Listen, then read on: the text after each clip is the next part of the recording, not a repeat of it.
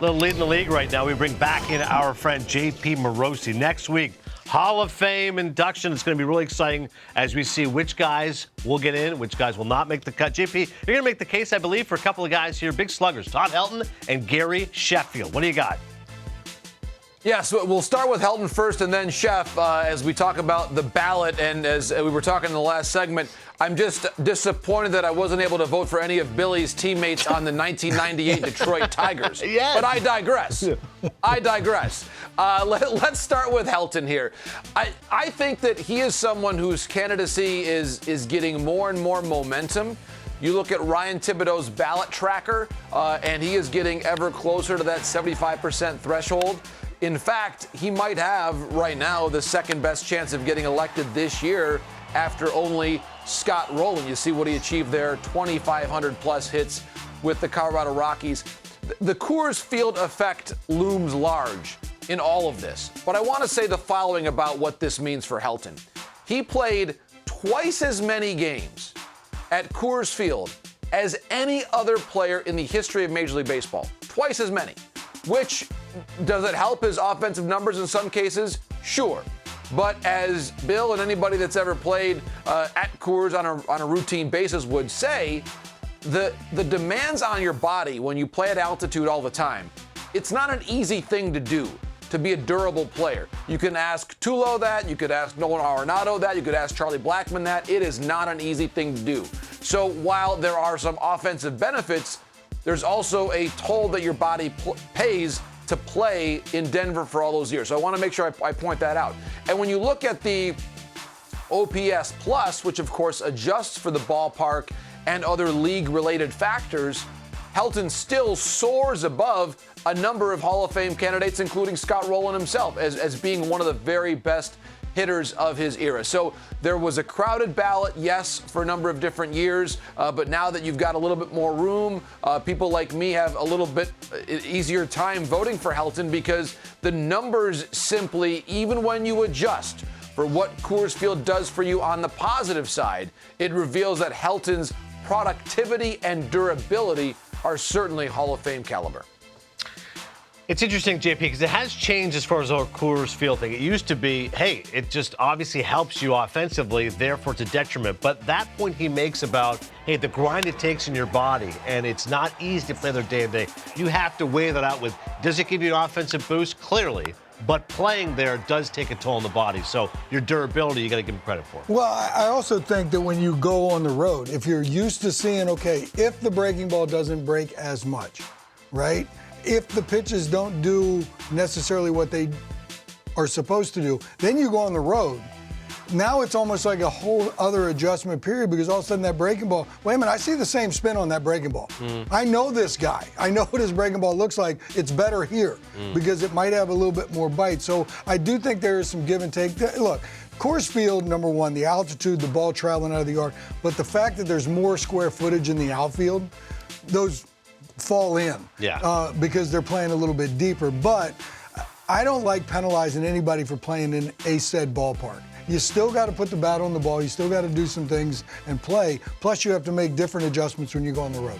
Now, Gary Sheffield's a guy, to go by the eye test, JP, and you say, was that guy a Hall of Famer? A fearsome, intimidating presence in the lineup and a lot of home runs for a lot of years, right? One of the most feared players of his time and certainly someone who was on my ballot. I was just thinking about the unique quality of Sheffield's career. He's the rare player with more than 500 homers who also won a batting title.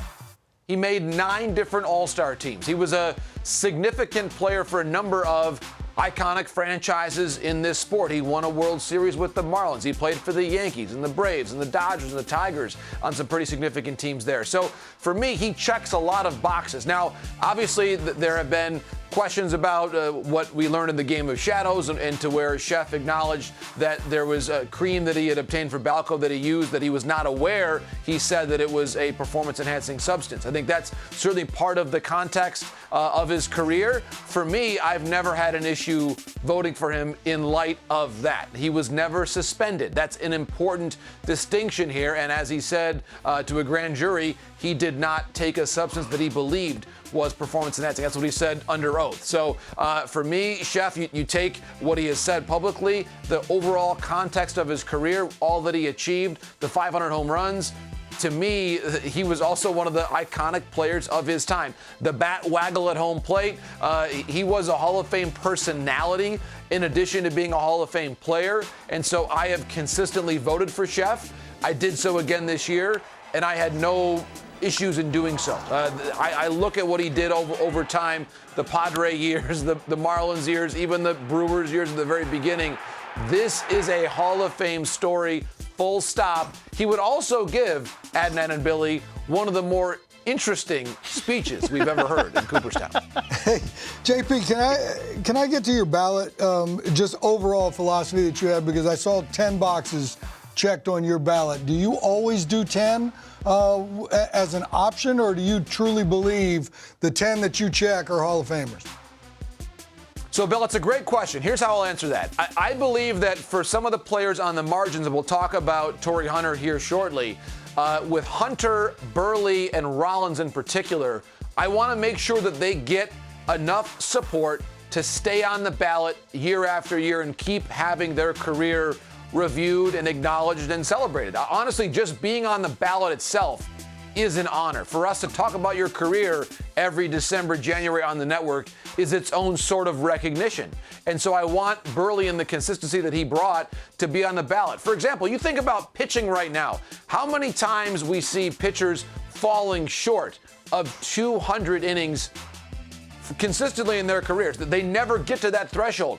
Burley did it every single year. And I think that with the benefit of some historical review, Burley's career honestly gets better the more that you look at it. And I also think this, I'll send it back to you on this note. We, as people who care about the Hall of Fame, and I've got the privilege to go there multiple times a year covering events for the network, it is something that is a unique institution in our country. And for it to have that resonance and continued celebration, we need to have inductees. It's hard to find consensus in anything in sports, let alone 75% to get to the Hall of Fame. It's the hardest Hall of Fame to get into. And I honestly think that perhaps those who vote need to be a bit more open-minded and say that there were some candidates who got in recent years via the Veterans Committee that maybe didn't have the same support among writers. And guess what? The Hall is still standing. It's okay. And I think that having that recognition and celebration for more people and more players in the game is honestly a good thing. It's good for the Hall. It's good for baseball. And it's good to celebrate people who have had unique careers that we shouldn't have to say everybody's got to measure up to the Bambino for you to get into the Hall of Fame.